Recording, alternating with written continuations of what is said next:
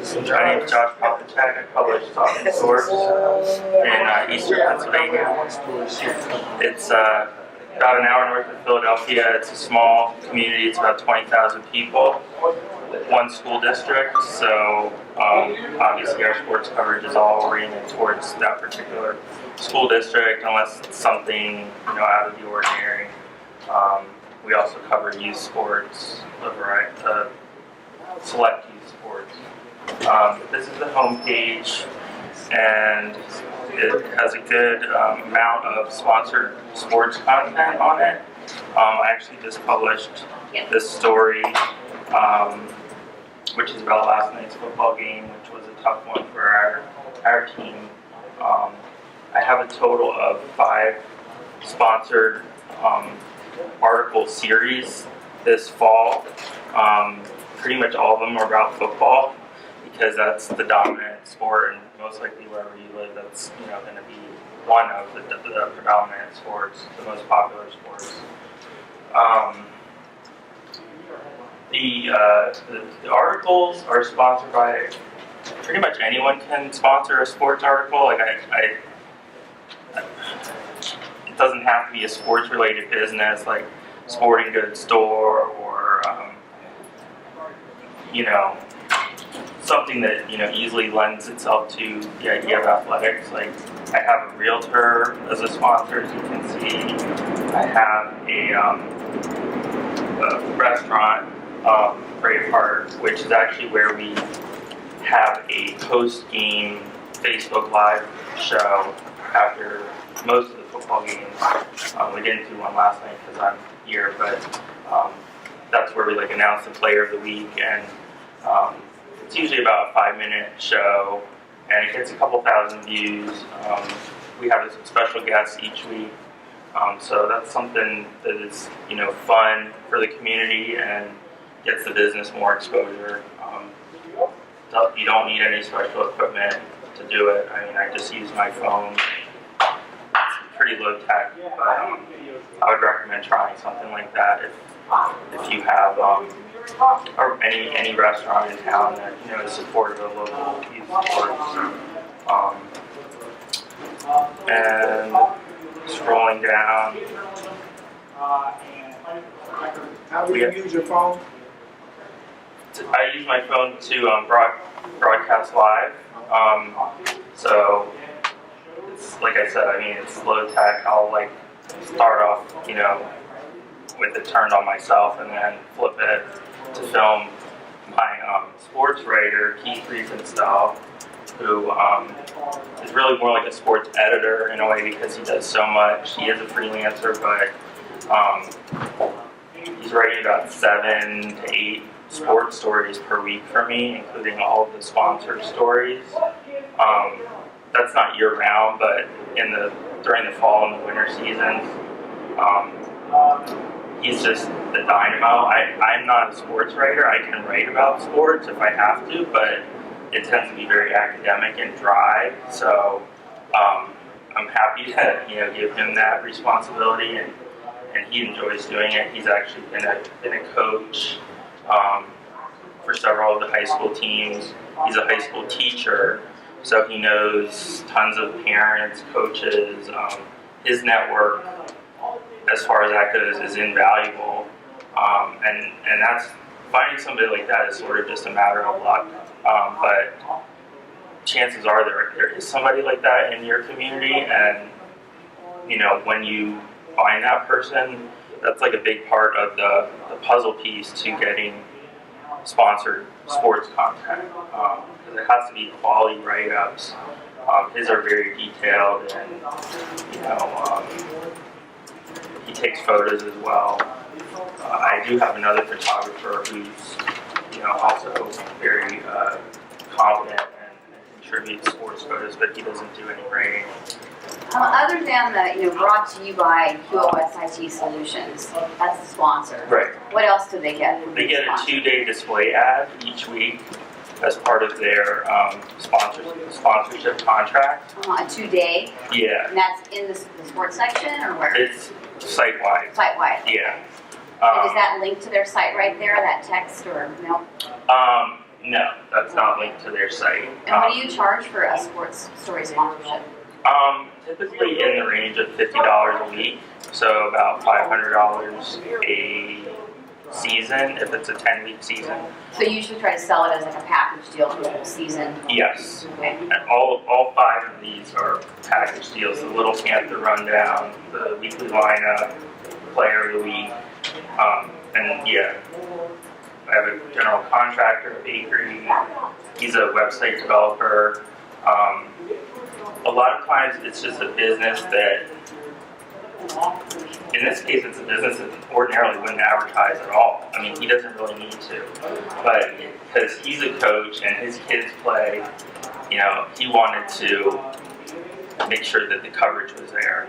Yeah, that's what we found, that people that are passionate about sports are the ones that you approach, not your typical advertiser. It's a very different kind of prospecting list. So. This past year for wrestling, I actually had somebody, a business sponsor, an entire season, all the articles, which obviously is the best if you can get that. You know, that doesn't come along too often, but he's, again, he's not somebody that needs to advertise. He's a developer, home builder, and actually does way more commercial construction. So it's more like, you know, goodwill gesture in a way. Like he wants to support you. Like the coverage. He's heavily involved in wrestling. His kids have been wrestlers, champion wrestlers, and so that was something that I pitched to him, and I'm pretty confident he'll do it again this year. So another thing I wanted to point out is that, you know, like at least in my town, sports are something that everybody pretty much agrees on. So like it does, you know, even if somebody's like not a super fan, like, you know, they're gonna get the warm fuzzies, you know, hearing that the Panthers won, and you can't really put a price on that as far as like how much it benefits you and how the community views you and your site. Anything to do with sports on Facebook also tends to be a higher engaging post than a typical news post I found. I mean, it could be the most mundane, you know, photo of like 2 tennis players, and it'll instantly have like 50 likes on Facebook, and, you know, 1,000 shares. And you know, some sports posts will get hundreds of likes. And so do you post all these stories onto your Facebook feed? So that the brought to you by gets pushed along with it? Yes. Can you? I already stole that idea. I just wrote it down and stole it. Can you click on one of those? Yeah, sure. And do they get anything else besides? Well, you mentioned the display ads thing, but I'm wondering in the story. Do you give them a display ad in the story? I used to do that. Like they would have. I sort of changed it up this year. The way it worked before was they had their name in the headline, and then they had like a long ad up here, but they didn't have the site-wide ad. So I switched it. I thought that was giving them better value. Because they're already mentioned in here. Right, they're already mentioned here. You know, you can't access the story without seeing their name and, you know, having that connection. So if I'm probably going to raise the price I charge next year, just because content production costs keep going up, and in that case I might just, you know, make it, you know, where they have name in the headline, ad on the story, and the site-wide ad. So Do you try and hit all sports? No, not as of now, because I just don't have the coverage ability to do that. But like, again, next year, I think I'll definitely try and get a sponsorship for middle school football, because that's even big. JV football, you know, football, you know, just it sells. And wrestling, like I said, wrestling is the big one in the winter. High school wrestling and youth wrestling. Youth basketball, I have somebody that actually writes about that, and does it for free just because, you know, he enjoys writing about it, and I don't have a sponsor for that yet. I think if you have a larger community, you can probably get sponsors for just about everything. It probably depends on the size of the community, because like I said, mine is about 18,000 people total.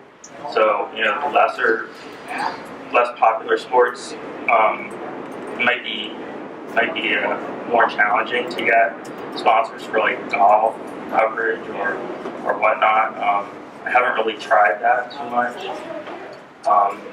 But honestly, these almost sell themselves. Like, I can put a post on Facebook saying, hey, I need local businesses to sponsor, or, you know, this, and this fall.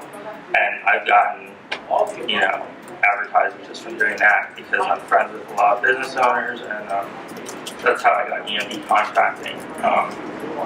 So it's not a hard sell in my experience. How much do you charge for your sponsorships? Each story is $50, but you can't just, you know, pick and choose. So it's like $500 for the season, and so. Is that per sport? That's sport specific, like $500 for football stories. It's $500 for this article series for the season. Oh, okay. So 50 times 10 of these, you know, 10 But it's games. all about football, in other words. So you're like sponsoring a particular sport. Or a specific team? Right. Yeah, it's both in this case. It's the Little Panthers, which is a youth football and cheerleaders. There's actually four different Little Panther teams. There's the Flags, the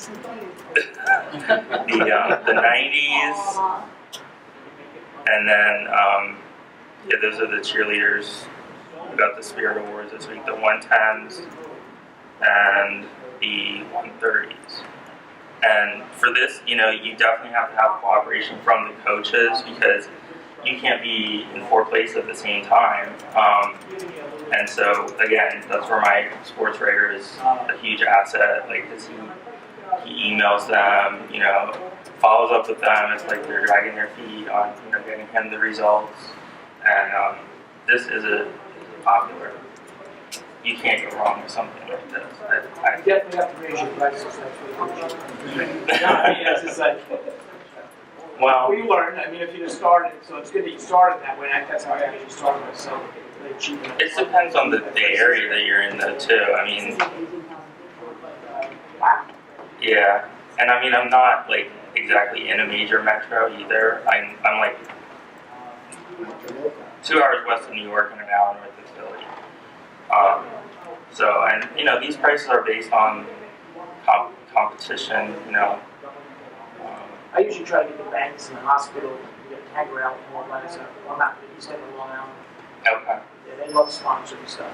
Yeah, I have sponsored. With the sponsor stuff. Yeah. I have a sponsored health section too. So, Will you charge more for like high school football than you would for like the Pee Wee leagues? I haven't done that now. Pretty much, you know. Is it traffic? Like, is there across a the board. difference? Does high school see dramatically more than the younger kids? I think high school traffic on the site, yeah, you see more traffic on the site, but this kind of post will be more engaging on Facebook, because everybody wants to see, you know, Right. they want their friends and family to see their kid in Little Panther rundown. So, you know, and it doesn't really matter so much if they won or lost in this case, like, Right. as much as it does with, like, the high school team. Has Facebook objected at all to having that sponsored link carried through the headline into the post? No. They haven't called you on that? Mm-mm. And this is the 3rd season I'm doing this. You're not tagging the sponsor? It's a sponsored post. Yeah, no, I do. And your sponsors been with you for multiple seasons? A couple of them have, yeah. The pub where we do the broadcast from, this is the 2nd year. And also the realtor. So, yeah, there's definitely carryover.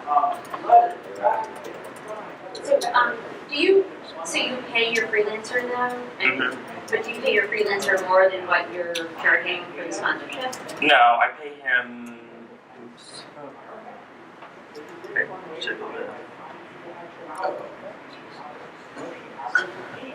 Bad religious. Who was it? Yeah, There you go. Whoa, There You you had it. If we can get it, is it dead? Yep, no. Yeah, there you go. Right there. Jeez. Almost. There you go.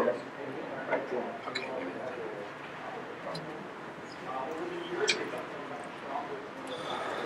Sorry. Thank you. Yeah, just to answer your question, I do pay him. Yeah, I pay him $35 a story, and that's definitely too low. But again, he started doing this for free actually because he loves doing it. So it sort of evolved from there, and you know, the end result is the profit is lower on this, but you're also getting quality content. A lot of engagement, and you know, I think it's a win-win for the community and us. So, but I'm definitely going to look at pricing. You know, heading into 2018, probably up the prices as of January 1st. So, You mentioned Facebook. Where's the Facebook? the Facebook page is.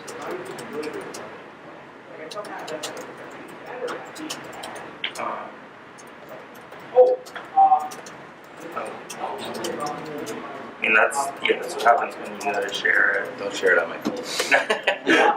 Yeah, I wanted to see where the point where he was mentioning that the advertisement. Well, it just looks like any other post. That headline carries right through it. Right. Get a link to your Facebook page. So where is your site located? I'm sorry. I'm in eastern Pennsylvania, like near Allentown and Bethlehem. But it's sort of like a bedroom community, suburban.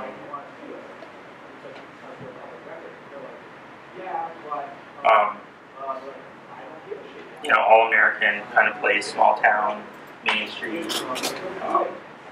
Yeah, this is the page. I mean, I share pretty much all my content on there. Any other questions? Yes?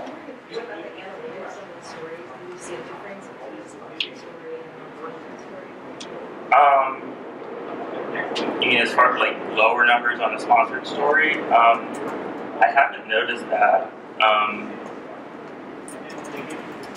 And you know, definitely not, I would say not with sports, because it's something that we'd probably be publishing it anyway.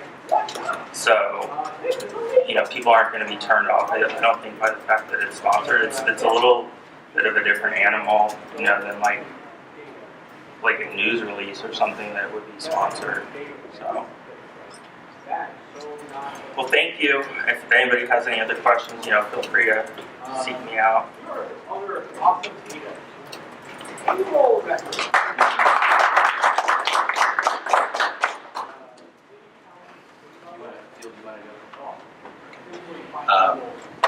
My name is Steve Ludwig. I have a company called BigR Media, and we're in Nashville, Tennessee. And we are pretty different in that sports plays into our strategy in really three ways. We have two suburban hyperlocal news sites around Nashville. We have the south suburbs and the southeast suburbs, and they're county-based sites, so Williamson Source and Rutherford Source. So what we're doing right now is, as the daily and as the TV stations kind of shrink how far they're willing to leave the building to cover stories, we're just filling in around there. And Gannett had bought up all the suburban newspapers, and they've now shut them all down. So we just hire their people and keep right on going, and we're just filling in around Nashville. And and then what we started doing is developing some regional sports sites that range from high school to college to pro. So we have a site called tnhighschoolfootball.com that's actually a partnership that we do with the top-rated sports talk personality in town. And he's a high school football nerd. He knows everything about it in the whole state. And he does a radio show on it every Friday night live, and the whole time during the show, he's pimping tnhighschoolfootball.com as the place to go for stuff. And he's got about 3 or 4 guys that write just tirelessly all week about, we follow 90 schools in Middle Tennessee, and they write about every one of them every week. It's crazy. Our part of it is we power the website and we sell it. And then we have essentially on that one a 50-50 partnership. We have at the college level, and the concept of tnhighschoolfootball.com is that it'll evolve into basketball.com, volleyball.com, whatever else. We want to have that flexibility. And then at the college level, we have 2 major college sports programs around us immediately: Vanderbilt, and then University of Tennessee Vols. So we have VandyInsider.com, and we have VFLinsider.com, which stands for Vols for Life, which is this thing. It's a thing there. And those 2 sites we own. And then this year we just added the #1 non-subscription site that covers the Vols called RockyTopInsider.com. And so our college coverage is quite extensive. And then we have TitanInsider.com, which we own and is done with the former beat writer from the Tennessean, which is our daily. And we're just adding right now PredsInsider.com, which is our NHL team. And we just hired the beat writer from Gannett for that. And so we hire, what we do is we find people who already have a following on social. They have a strong credibility around the topic, and we just let them do what they do, and then we sell the hell out of it. And then we've also added this concept of things to do, so news, sports, and things to do is kind of our triumvirate, and so we look for ways to tie into that. And generally, what we're doing is we're building sites that are communities built around affinity. Affinity for where you live, or affinity for your favorite team, affinity for stuff you're really passionate about. And I think that what Josh was talking about is finding people who are really passionate about stuff. That's something that we've really, I think, also employed. And it tends to do 2 things in my experience. One is it keeps your costs down, because people are not in this for the money.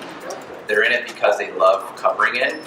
And they're not always the best journalists on the planet, but boy, will they be thorough, and you can band-aid a lot of stuff around that often when the content is good, and the passion that these people have often comes through in what they're writing, whether it's the height of journalistic credibility or not. And what really pays off is when they have, with tnhighschoolfootball.com, Chad Withrow, who publishes that, he's got about 30-some thousand people on Twitter. He's got, just personally, plus he's got all the radio station social that he can use to pound on this. So we've also found that, like with Titan Insider, Preds Insider, when you start out with somebody who has a really big social following to begin with, it just makes the whole thing come out of the gate a lot faster. Because most of these sites are just now turning 1 year old. Most of these sports sites that we're doing. In the context of Williamson Source and Rutherford Source, we're primarily covering high school sports. We do some youth sports, but primarily high school, and we cover all the sports, but football is really the king where we are. And so what we have found is that we put the bulk of our reporting effort into our original reporting effort into football, and then we kind of scale back, and we have a baseline that we do for basketball and baseball and kind of everything else. And one of the things that we do to supplement that and kind of offset that is we've started this thing called Team Moms. And they're not all moms, some of them are dads, but what we did is we went to the booster clubs and we said, we need somebody who's going to be at every game, home and away, who can feed us info. And then we teach them how to be sort of a field reporter, if you will. We teach them how to take photos, we say, at the end of every quarter and at the end of the game, text, what's going on. And then we have a producer on Friday nights. Like last night, we had a guy that all he does is we have drafts ready on. We follow 25 schools between Williamson County and Rutherford County. And he's got drafts going on, all 25, and all he's doing is aggregating what everybody's sending him. Some of it is these field reporters, the team moms, and some of it's our staffers. What we do is we go each week and we say, what are going to be the big games? What are the biggest schools and the biggest matchups? Local matchups do the most traffic on the site. So we prioritize our people being on the ground at the top 3 or 4 games that are going on. And the rest of it we cover with moms or social media, but mostly moms this year. It's really worked out well. We did a trade deal with Sonic. We give them a $25 gift card every week just for feeding us all the info. 0 hard dollars. And it works out really well. We got about 70% compliance this year, and I think we've set ourselves up now to really hit probably 100% next year with football. And we're now going out right now trying to say, how do we keep this going into basketball? Because we have found with our sites, football is what drives the dollars and the page views. And as soon as football's over, the page views are going to go from like right here every week to right here. And so we try to put the resources where we know we're going to get the best return in terms of audience. And we're also blessed to have a relationship with a crowdsourced scoring app that happens to be based in Nashville called Ballfrog. You can use this in your own market. Ballfrog allows our team moms and our reporters at the end of every quarter and at the end of the game to just put the current score in there. And they can update it actually as many times as they want throughout the game. And then Ballfrog has an API that lets us drop the scores right into our articles and stuff. So the drafts are sitting there, they have already the API dropped in. The score is going to be there, we don't even have to type it in. Another thing that we do on game nights is a live scoreboard. We found that with about 15 teams in one county and 9 teams in the other, everybody was all online trying to figure out from the games, how's the other team doing, how's our big rival doing. So we have a page, it's just /high school football scores, and it's SEO'd like crazy so that Google loves it. They'll show it to anybody who's trying to find out scores, and we tell people to bookmark it. And this thing gets, on an average Friday night, about 1,000 page views between 7 and 10 p.m. And until once the articles start to publish, it goes off a cliff. But that page is what we social. We do not social individual articles during the games. We just keep socialing that page. And it's a great way to go. Where we're kind of trying to get is live streaming games. I'll talk a little bit more about that. And then on our news sites, the way that we incorporate Titans, Preds, Vandy, Vol, stuff like that, is primarily we have the writers who are on those sports sites feed columns back in to the news sites, and they're kind of our beat reporters for that. So and it's also a great way to cross promote our other sites that we have. I touched on most of this. We're also, Nashville was just awarded an MLS soccer team, so we've just purchased NashvilleFCinsider.com, and that'll be going up to coincide with when the team adds into the league, I believe, next year. We also have 2 guys, young guys, who were doing the morning show on the number 4 sports talk station in Nashville. Their show was called A to Z Sports, and they got laid off last year, right about the 4th of July. And I knew one of the guys really well, and he called me. He's like, "What am I going to do?" And we ended up having them start doing their show as a 1-hour video podcast every morning. When they were on the radio in Nashville, their average quarter-hour audience was 1,300. Right now, they're doing in a bad week, they're doing 40,000 viewers of their show per week right now. They are killing it. And the great thing about these guys is their video. Advertisers love this show. And they're doing a sports talk morning show. It looks kind of like if you were watching Pardon the Interruption, if you're familiar with that. They have the topics pre-planned on the side, and then they run them down. And they have certain days dedicated to certain things, the Titans or the Preds or Vandy, the Vols, whatever. And these guys are going to be a gold mine for us and them. I think we're going to be very successful together. We also use Austin and Zach, who do the show, as writers on all the other sites. So these guys do a lot of live stuff. So we do a live pregame show before every Titans game. We do a live halftime show during every Titans game. We do a live postgame show. We do that on site down on Broadway at one of the big restaurants on the rooftop, and we happen to have the stadium in the background while we're doing that. And so they're getting great crowds down there. They're getting really big numbers. And the most exciting thing, and they came up with it, was that 15-minute halftime show that they do is one of the most listened to things that they do, because they've trained everybody who watches their show every morning. Turn the Fox halftime show off and just watch us and talk specifically about this game, and it really works. They're having a great time with it. The thing that we didn't expect that has happened, though, this is a map of Tennessee. This is a heat map of our audience on sports. So our suburban news sites are basically here and here. Okay.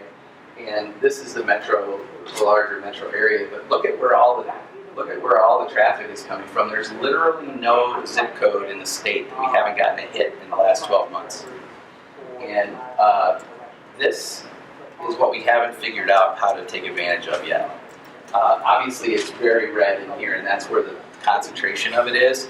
But we believe that there are regional advertisers who are going to love the fact that we now impact such a much larger footprint. And we haven't figured out exactly how to leverage that yet, but that's what we're working on. What we sell on each of the sites is, it's like on the news sites, we sell a title sponsor and 4 presenting sponsors. What happens with that is it's our high school football, and it's got the logo embedded in there, powered by, and then the 4 other sponsors, and that's all hyperlinked to their site. And it's an HTML header that our IT guys build once, and then they cut and paste it into every article that goes into that category. We've also done it on some of the sites. We do this with DFP and just insert it automatically based on the category of the story. But I like this better because if a sponsor changes out, wants to change something out, it's not like go rebuild the whole world. We just swap out that graphic and we're moving on. Nobody has to reprogram anything. Nothing has to be changed in DFP. And then we have 12 booster sponsors. Every high school sports article, and we refer to it as you're sponsoring athletics, the arts, and academics. So basically, our whole school section, this sponsorship carries through all that content. The 12 sponsors are on the right sidebar, and they rotate. So if you're at the top on this page view, you're going to drop to the bottom on the next one, and then you're going to work your way back up, and so that nobody gets preferred placement. You're just constantly rotating through the 12 positions in the right side. And so any story that's high schools, the normal right sidebar gets swapped out for this sidebar that is these sponsors. And we support, and it kind of like, we find this is more of an emotional buy. And like Josh was saying, and some other people were saying, it appeals to people who wouldn't normally buy from us, but their kid plays this, or their daughter's on this, or their son is on the football team, their son's on the wrestling team, all these different things, or they went to this school. Most people in our community are not from our community, and in fact, the average person's been there less than 5 years. It's growing so fast. The trick that we find is that we don't have a lot of alumni to go after. So what we have to find is whose kid plays where. And that's where we start our prospecting. The other thing we do is we look at every business. We go school by school and we look at what are businesses that really benefit from the kids. So like Subway, there's a Subway across from every high school practically in our 25 schools. And so we went to the co-op, the regional co-op, and said, you really got to be doing this because these kids are, your lunch business every day. And they bought that, and they agreed, and they bought it. So this is something we approach totally different than just about everything else we sell. We started asking ourselves, because there are 3 other media organizations that cover these same schools. And we started to say, let's not be doing exactly what they're doing. What can we be doing that no one else is doing or that we can do better than anybody else? And then the follow-on question is, do the readers seem to respond to it, and do advertisers like it? The things we found that answer all of those 3 questions is printable team schedules before the season. Nobody else does it. We just make PDFs, and we make them available free for download. And we carry our sponsors all through that. And then our game night scoreboard we talked about, that's very popular. And the people who, I'd say at least 2 sponsors on there use it every Friday night. And so they really, they really understand that. And we do 3 weekly features during football season that are designed to be able to carry into other sports if we have the support for it. We do top 5 offensive players of the week, top 5 defensive players of the week. We find that these are great articles because when you write about a certain number of kids, or individual kids, their family and friends take these articles and just run them everywhere. And I like it better than Athlete of the Week because all 3 of our competitors are all doing that. So this is Athlete of the Week without calling it Athlete of the Week. And it's different, and it's a lot more viral, I think, on Facebook and stuff than just an Athlete of the Week. Because we're naming 5 kids, and there's usually 6 or 7 or 8 because we're also putting honorable mentions in there. And I just told Chris our at the beginning of the season, I said, include as many kids' names as you can. And then Player of the Year, we have a running weekly thing where we're nominating people, and at the end we're going to pick one. Sorry, Steve, are the 5 offensive and defensive players with from each school? Or yeah, we do a Williamson County version of that and a Rutherford County version. He's doing 2 because they're different schools, and some of them play each other, but that's not really, there's not a lot of county-to-county rivalry.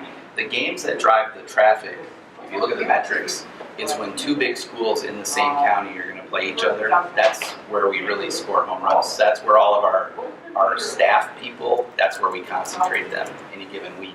And now that I think we're probably like 1 or 2 more weeks before playoffs, playoffs start next week. So once that happens, some of the schools are going to start filtering out. Now, almost all of our schools make the playoffs. Go figure. Almost every year, almost all of them make the playoffs. So we're still in full-on, like, all hands on deck mode for another couple weeks. But what has been really a godsend for us this year is having Chris, who's we call him our sports editor, but he's a freelancer. We just pay him a flat fee for every week.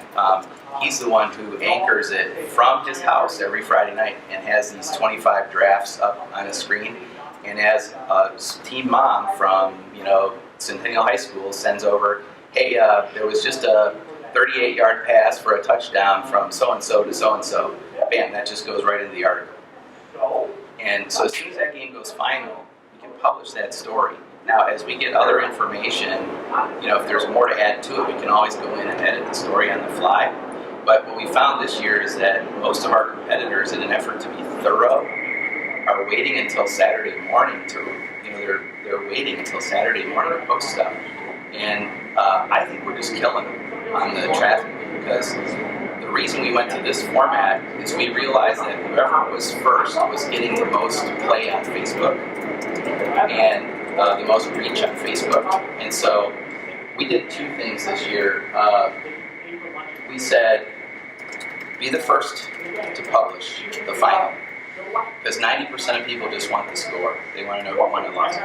The second thing we did, and this I think is, I would give this advice to anybody, do not let the headline give away who won the game. Because here's the problem with that.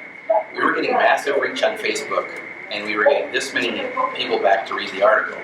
And I said, it's because they don't need to come on the article. They just got what they needed, and they moved on. And so what we'll do is instead of saying Brentwood edges, Franklin in a close one, we say Brentwood and Franklin went right down to the wire. And it's not clickbait, it's not any of that. It's just, I'm not going to tell you unless you click. Because we did a great job last year driving traffic for Facebook. An excellent job. They should be kissing our butts. But we did not do a great job driving it to our site. And so, and it's too much expense to cover all this and then not get the volume that you're looking for and not get the payoff for your sponsors. And our sponsors didn't benefit as much from all that exposure on Facebook. So we need them in the site, or it doesn't really count as far as I'm concerned. And that change alone has been a 3 times traffic increase during football season over last year. 300% traffic increase. And our teams aren't doing any, in fact, a lot of our teams are doing worse than last year. Several of our teams are having a down year. So I think that we've done really well by making that key change. And now what I'm going to go back and tell them is add the sponsored by onto the headline. But we sell, for the regional sports sites, we do a lot of the same thing, but we sell, there's a lot of regular features that appear on the sites throughout the week, and so we sell those individually. A lot of times what we're doing is packaging that with one of our network proposals, which is for, at the low end, $3,000 a month, at the high end, about $8,000 a month. And $3,000 a month, you're going to get ads and content across all the sports sites, including you get to pick a feature that you sponsor. And a lot of times, they have something in mind that they're already aware of and that they're reading and that they want to sponsor. That's how we close it. And then at this very high end, you're going to be across all the sports sites, but you're going to pick a title, be the title sponsor of one of them. Okay? And this is relatively new because this network we've been building over the last year, and so this is our first kind of cycle with it. And I can't tell you a ton about, we've blown it out, or it's certainly not failing. But I think it'll be totally optimized by next summer for the football season again. And for most sponsors, what we're doing is some combination of what you see here on the board. So content, advertising, social posts, in some cases promotions, and in some cases events. Like we consider the Titans game day broadcast that A to Z Sports does as an event. And so we have Tesla comes and puts a car out in front of the building, which is great because we're right on Broadway, and so there's thousands of people walking by there any given Sunday, whether there's a Titans game or not. And so they get a lot of leads just by being in front of the building. Their salespeople love it, and they pay us just to be there. In fact, Tesla has rules that don't even allow us to advertise or call them a sponsor. So they pay us the money and say, please don't promote us. Sure. I gotta go figure. Yeah, what's your phone number? Not until I'm done with them. So what we're generally doing is we're saying, we started by looking at what is our sports landscape. What can we do better? What can we be really good at? What can we do better than anybody else? Or what can we do that nobody else is doing? And then we look at, does the audience care about it? And do advertisers care about it? Because, that's kind of the crux of our business, is finding things that both audience and advertisers will find valuable. And and lately what we've started to do after 5 years of this is ask this question: can we be good and profitable? Because there have been, when we started doing high school football, when we started, we just had Williamson Source 6 years ago, And we lost our butts on football for the first like 2 years. But we said, we got to be good at this or nobody's going to care that we're doing it because there's 2 other people doing it. Now there's 3. So that's kind of our decision model. Stuff that I think has really worked. Football is definitely the king for us.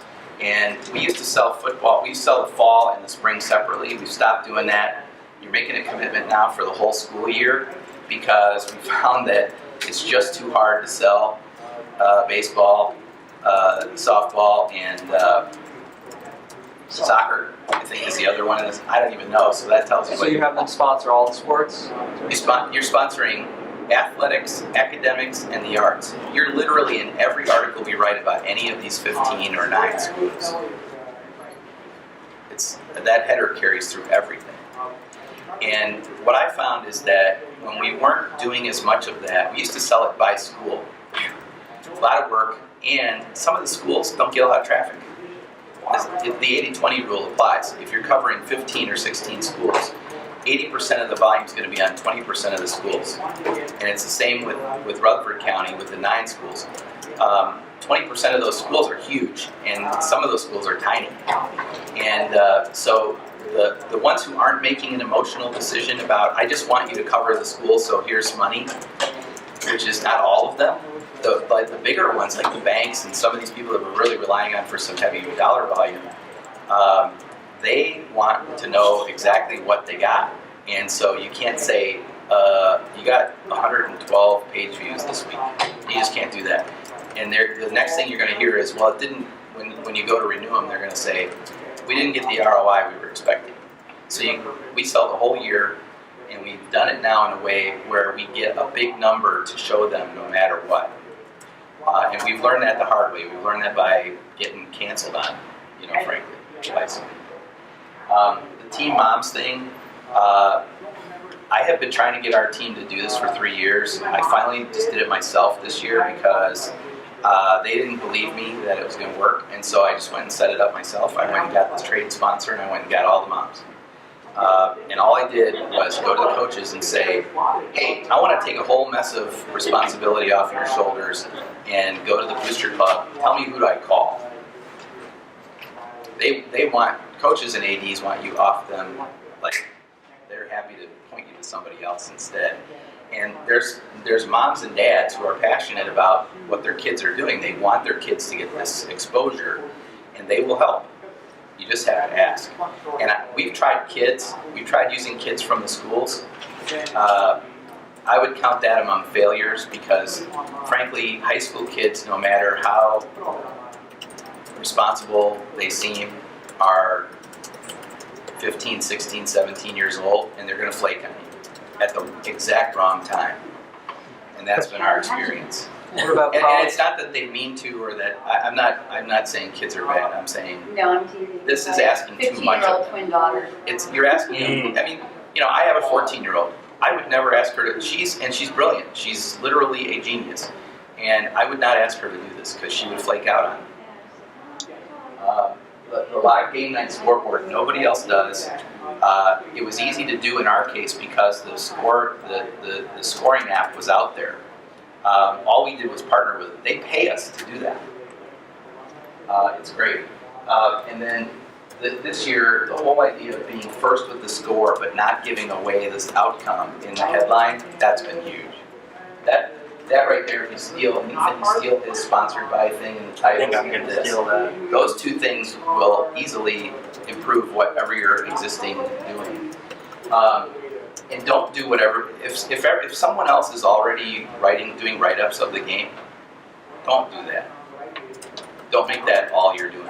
If you're not doing it and someone else is, don't jump in there and be number 2. It's too much work. Unless you can make a ton of money doing it, don't do it. Just because you can cover sports doesn't mean you should cover sports. You probably wouldn't cover it as extensively as you do if you didn't have these passionate people working with you. No right? question. You volunteered essentially to do it. Yeah. That's why I love the Team Moms. I think it's a lot along that line. Now, the problem with that is every 3 or 4 years we're going to have to find a new one. Hopefully they don't all turn over at the same time. But we used to do, when we first started, in order to be different, we used to literally, we had a studio set up and we did elaborate TV style pregame where we went game by game, and it was like the TV news, running down the games, and we had all these graphics we did, and it was put a lot of time and effort into it. Nobody watched it. We did the same thing with a wrap-up show. I had people staying up until 1 in the morning, 2 in the morning to do this silly wrap-up show video, and we'd get 400 views. And it was costing us probably about $10 a second to have this thing, and we killed it. We've tried a lot of stuff. I could probably go for an hour and a half on things we screwed up, but that was our biggest one. What I find is a Facebook Live video of the marching band at halftime is going to do way more than that $1,000 video we were doing, $1,000 a week video production we were doing. And what we have learned, we were doing the same thing with a lot of news coverage. We had 2 crews that were like TV news, and what we found was that audiences felt it was overproduced and they almost didn't trust it because it was so professionally done. And as soon as we just started doing it as Facebook Live videos, go figure. I'm fine with that, by the way, because it cost me nothing. The other big mistake that I think we finally had to convince ourselves, I had to convince myself wasn't going to work, is expecting our regular team who does all of our day-to-day all year to suddenly be able to take on this whole extra thing of football for 12 weeks plus playoffs every year. We finally just gave up on that and realized that we were asking too much. And they didn't want to do it, therefore that reflected in what we were getting. And so we gave up on that. Luckily, I found Chris, who is a guy who is a very experienced journalist, but he's a stay-at-home dad, and he can do this, and it doesn't conflict with his other responsibilities. That might be, a snowflake or a lightning in a bottle, but there are, I think in almost any city now, there's a teacher or a parent or somebody who feels very passionately about this stuff, and maybe they've never thought that how to express that or how to live out that passion is through writing about it. But if you just start looking, they're out there. What I found was so many people with contacting these booster clubs, and I said, well, look, we just need your help trying to promote the school. And they go, oh yeah, we're in. We can do that. Because that's what they're there for. If you're in the booster club, you're promoting the school. That's your whole goal. And the jury's still out on 2 things. One is last year, we didn't repeat it this year, but it's not an idea we were ready to kill permanently. I'd like to get back to it next year with time to pre-plan and fix it. Last year we mailed a full-color, glossy, 32-page magazine to 20,000 homes. That was our high school football preview. And it was awesome, and it was terrible all at the same time. So we've identified what was terrible about it, and we're trying to go back and do it in a way that's going to fit better with our normal production cycle and how we do things, and how our advertisers, how it relates back to our advertisers. The other thing that we have had fits and starts with is we're really good at, we feel like one of our really strengths is live streaming. Because of the A to Z show and other things that we do, we feel like we're really good at it. Our schools are not cooperating at all. When I was in the radio business for a very long time, we would go to schools and say, we want to broadcast the games, and they'd be like, sure. We've gone and even offered to pay a royalty to the schools in exchange for the rights to the games, and we've gotten tons of pushback. Now, I think that's very unusual to where we are, because we have a school system that is particularly insular, illegal, active, some might say, in their lack of transparency, I might say. And so that we're still working on. I think we've got enough of a rapport going now after 6 years that we may be able to get to a game of the week next year. But streaming, we've demonstrated the ability to sell into the live streaming, and so I think it's something we really want to next level for us. And how we're doing that is we have two ways that we live stream. Most of our news people are doing like Plan A, and then a lot of like the A to Z and some of the more elaborate stuff is Plan B. We use for just everyday Facebook Lives, we just let people use their phone and use the Facebook app and let that go. But for more elaborate stuff, we use a software called Wirecast, which is, I think it's around maybe $600 to buy it once. And it updates. They come out with a new version, make you rebuy it about every other year, but it's much cheaper, to upgrade it along the way. This will output directly to Facebook Live and Periscope simultaneously if you have enough bandwidth. And so that's primarily how we do it when we want a nicer looking, like graphic overlays and things like that.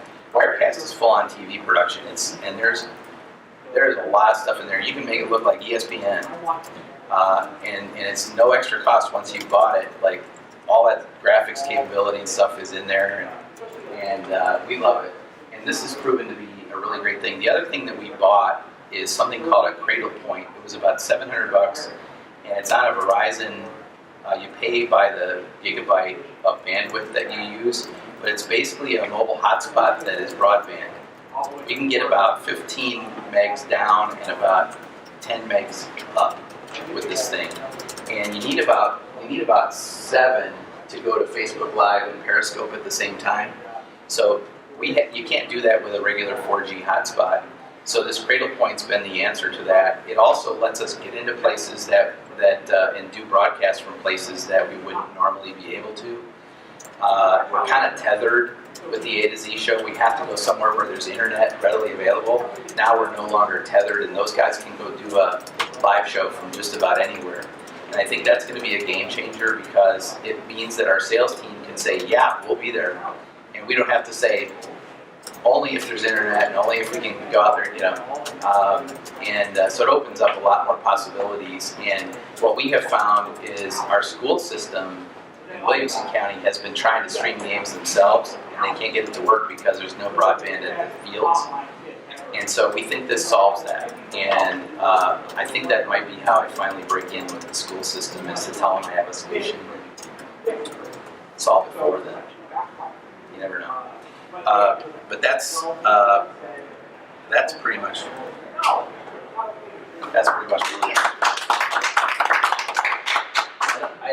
We certainly haven't got this all figured out, so don't. Quick question: What do you have the moms do in the moms club? So when they agree to do it, we say, I want you to do a 15-minute online training with one of our folks, and we have them have their phone. And we either go to them or we get them on a Zoom, and then we show them, we walk them through downloading the Ballfrog app, we walk them through signing up for the Ballfrog app, and then we make them what's called an admin on Ballfrog for that school and that sport. And so Ballfrog is this crowdsourcing scoring app. Oh. You can download it on your phone. It works anywhere, and it's free. But then what we do is we teach them, we give them a checklist. We email them like a little checklist. And so we say, please update the score at no less than the end of every quarter and the end of the game, which they do in the app. And then we give them a phone number and we say, when there's big scoring plays or something cool happens, just text us the details to this number. And that goes to Chris, who then puts it into our game summary. And the third thing we ask them to do is throughout the evening send us between 8 and 20 photos. And we say, we'd like some photos of, and we teach them how to hold their phone.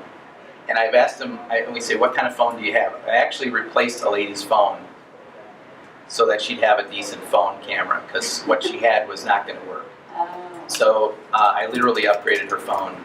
And so what we do is we teach them how to hold the phone, what to do.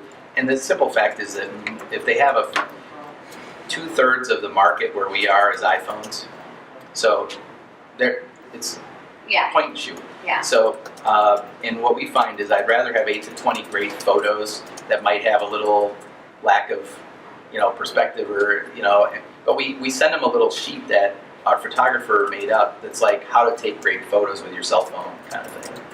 And then literally I have a graphic that shows hands holding a phone like this, and we say always hold your phone like this when you're taking the photos, because we found that in putting it into our CMS and everything else, this just means less work than if they send this. Oh yeah. Then it has to be cropped. It's an extra step. Takes more time.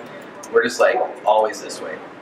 And when you're shooting for your own Instagram, put it there. But every time, everything else, put it this way. And kids and most people who are big on Instagram are now trained this way. And so we have to stop and tell them, make sure it's this way. Yeah. Otherwise, you get a whole bunch of photos like this, and you're just like, oh boy. And so we say between 8 and 20 photos, and we give them suggestions about topics of the photos. So we say game action, close-ups of the coaches, the marching band at halftime, the cheerleaders, the student section, the old, like a crowd shot, things like that. And when they had homecoming and stuff, we would send them a special thing and say, hey, could you get a shot of the homecoming king and queen and all that kind of. But it's, and again, you don't get 100% compliance, but you're getting way more than if you just tried to figure out what happened without being there. Yeah. And really, it's a parent's experience. It's parents that are watching this. So. Well, and what I find is, what we ask for is shots with as many kids in them as possible, because, hey, you're in this photo, boom, boom, boom. And, and then it just kind of goes. So we ask them for that, and then the big thing is we ask them to text, scoring plays and stuff like that. And you won't get them all. Sometimes they're so excited they forget, or they're losing. And you're not. They just go. They go Sonic. We give them a $25 gift card to Sonic for doing it every week. Right. You have to Sonic. Next year, I'm going to try to change it up so that it's different kinds of gift cards. Because when we did the Sonic thing, we were thinking it would be kids, and then it was moms, and moms are not as excited about Sonic as kids are. So I think next year it's going to be like spa. Yeah, I was going to say, that. mani-pedi. I'm thinking that if you do all 12 weeks home and away, that you earn a full day at the spa. That's how I'm thinking about it. Because I think I can trade that. I have a particular opportunity to trade that. But we give them that checklist, and there's like 5 or 6 things in there. I might be leaving something off, but it's really just like, this will help us, and everything is thank you for helping us help the school. Right. Thank you for helping us promote the kids and everything they're doing. Really, marching band is such a big thing by us, and there's 3 times as many kids involved in marching band as football. I'm thinking about next year trying to do the same thing with the moms and the marching band, because you start putting all those kids in the marching band in the site, and those articles are just going to go, blow up. And I think there's definitely something to mentioning kids by name. That seems to have, I haven't done a study to come up with a chart, but I believe anecdotally there's some correlation to be found between how many, like mentioning kids' names and putting their pictures in, and what kind of volume that does. Right. Do they do video for you too, or just the photos? We tell them they can send videos, and I couldn't tell you, I'm not directly involved in the implementation every week, so I couldn't tell you how many we've gotten. But I know that what I do watch every week is the metrics on the results, and we're killing it compared to last year. And I think that it's a combination of, we have better stuff coming in, we're getting it out first, and we're not giving away the result on Facebook. And I got a little pushback when I was in the meeting, and I said I don't want headlines that it makes it obvious what the outcome of the game was. And some of our journalists were like, and our social media guy was like, I don't want Facebook to nail us for clickbait. And I said, how is it clickbait if it talks about the game, mentions both the schools, it has a photo of the game, and clearly has content? I said, they're not going to ding us for that. I don't think their AI is smart enough to know that that's our tactic. We also, I guess I should have mentioned this, we also, on the articles themselves, the game wrap-ups, we consulted our SEO expert on what the URL should be of the game. And we made some significant changes to the URL of the game is different than the headline. Most often our URLs are reflective of our headline, or what, our focus keyword at least.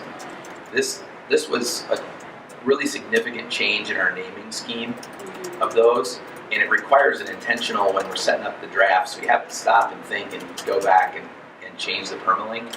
I think that's also playing into it. I can't tell you which of these factors is having, I don't have a pie chart that says this much of the improvement is because of that, this much is because of this, but I believe it's kind of like the sum of the parts is greater than, Yeah. And I think it's more just, in some ways, we're a learning organization. We try a lot of stuff, and now that we're in our 5th or 6th iteration of this, I think we're finally getting to some, learnings that are really starting to accelerate, our effectiveness at it. Thank you, that was really informative.